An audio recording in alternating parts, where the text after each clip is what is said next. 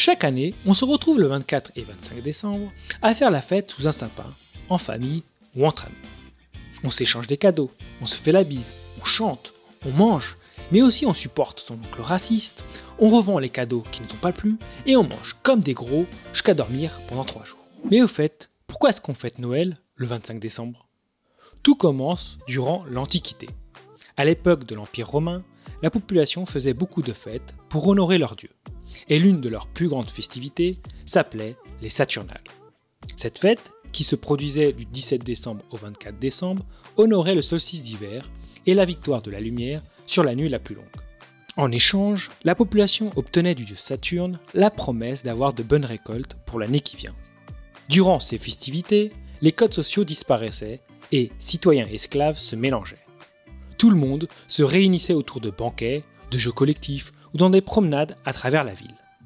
Pour cette occasion, les habitants décoraient les maisons de verdure, de houx, de gui et de guirlandes de lierre.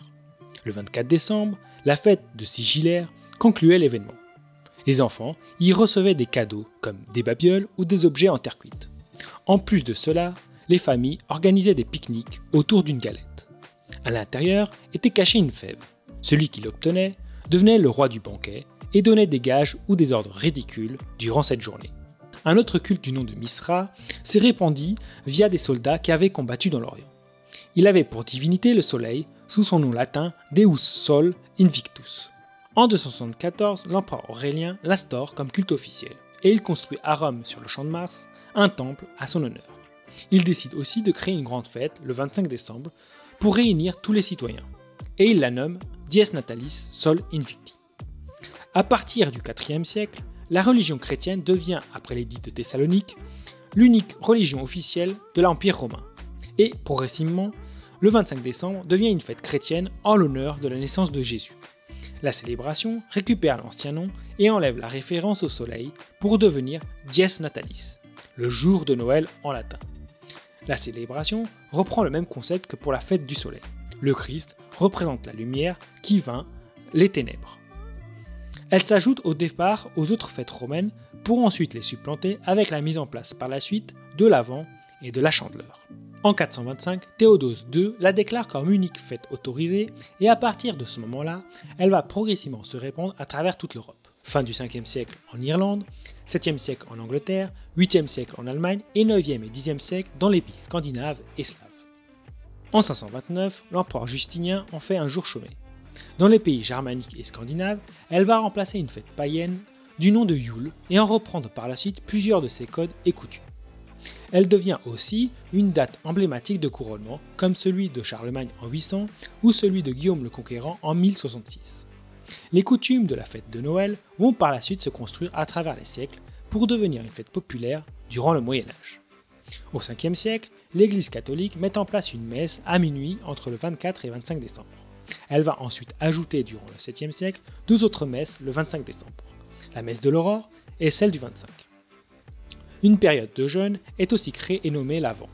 Elle commence un dimanche, 4 semaines avant Noël, et durant cette période, la population prépare les festivités.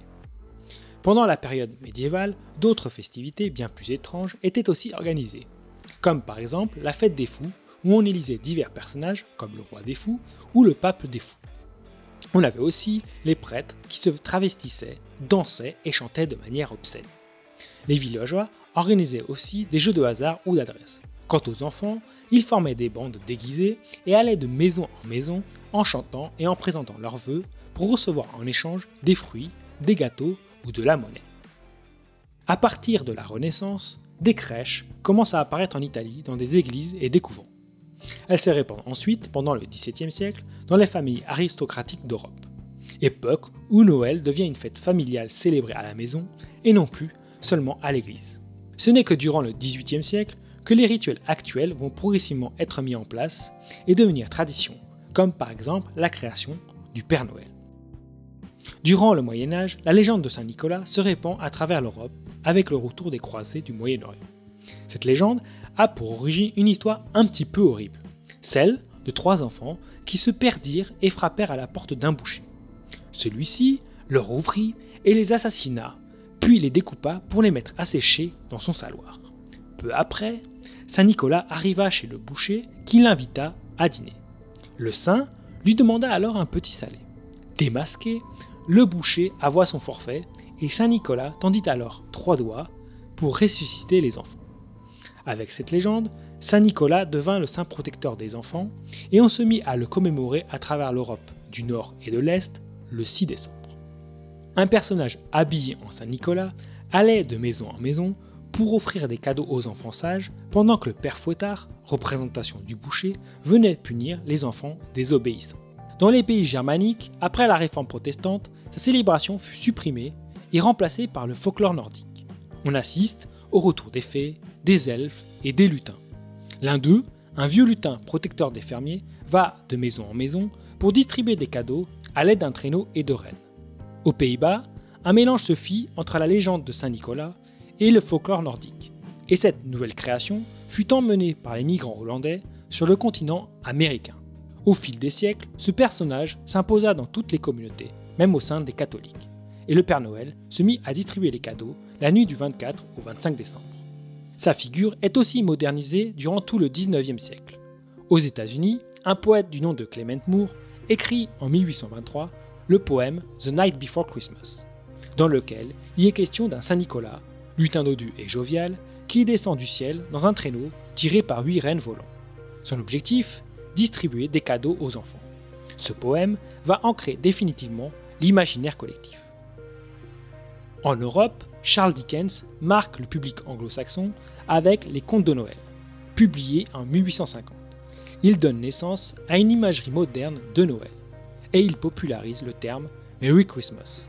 Quant à la représentation graphique, elle a pour origine non pas Coca-Cola, mais un illustrateur du nom de Thomas Nast, qui publia de 1860 à 1890 plusieurs illustrations sur le personnage de Santa Claus. C'est lui qui met en place l'image d'un personnage petit rond avec une longue barbe, une houppelande en fourrure, une pipe et un visage joufflu et souriant. C'est également lui qui établit son lieu de résidence dans le pôle Nord. Par la suite, la couleur rouge apparaît sur des cartes postales pour ensuite être exploitée par Coca-Cola pour promouvoir sa boisson dans le monde. Ils vont alors imposer à tout jamais l'image, la couleur et la tenue du Père Noël à toute la population. Mais d'autres coutumes locales vont perdurer, comme par exemple celle de la Befana dans le sud de l'Italie. C'est une sorcière qui voyage sur un balai de maison en maison pour amener des cadeaux aux enfants. Au Portugal, c'est le petit Jésus qui distribue les cadeaux. Et en Espagne, les enfants reçoivent leurs cadeaux de la part des rois mages le jour de l'Épiphanie. D'autres traditions vont émerger en parallèle, venant pour la plupart des cultures germaniques et nordiques. Par exemple, l'origine du sapin de Noël, qui viendrait d'Allemagne. Des forestiers auraient placé dans des villages des sapins qu'ils décoraient ensuite de pommes, de confiseries et de gâteaux. Cette coutume viendrait, selon certaines hypothèses, de la fête nordique Yule, et elle ferait référence à l'arbre-monde Yggdrasil. Une autre coutume de Noël bien connue est celle de la bûche. Tout comme le sapin ou la couronne de houx, elle serait aussi issue de la fête de Yule. Au début de la fête, la famille plaçait une grosse bûche dans la cheminée qu'elle bénissait avec du gui de la fête du rameau. Ensuite, cette bûche brûlait durant plusieurs jours avec l'aide de cendres de la fête de la Saint-Jean. Elle servait d'offrande à Dieu et la famille obtenait en échange une protection pour la nouvelle année. On retrouve aussi cette tradition en Provence sous le nom de caciofio. Par la suite, des cuisiniers créèrent le gâteau durant le 19e siècle et il devint populaire dans toute la France lors de la Libération. En Europe, d'autres pâtisseries sont considérées comme tradition de la journée de Noël, comme par exemple le bol de rei au Portugal, le panettone en Italie, le Christmas pudding en Angleterre ou le Christollen en Allemagne. Mais le repas le plus étrange se déroule au Japon. Le jour de Noël, des milliers de Japonais se retrouvent en famille au KFC pour manger du poulet frit. Cette tradition existe depuis les années 70. Bien d'autres coutumes locales existent encore, comme l'étoile polaire aux fenêtres des maisons en Allemagne ou la création de bateaux lumineux en Grèce. On peut donc se demander si dans le futur, de nouvelles traditions vont apparaître et se répandre à travers le monde. Il ne reste alors plus qu'à attendre pour le découvrir. Voilà, c'est tout ce que j'avais à dire au sujet de Noël. Merci d'avoir regardé cette vidéo et à très bientôt.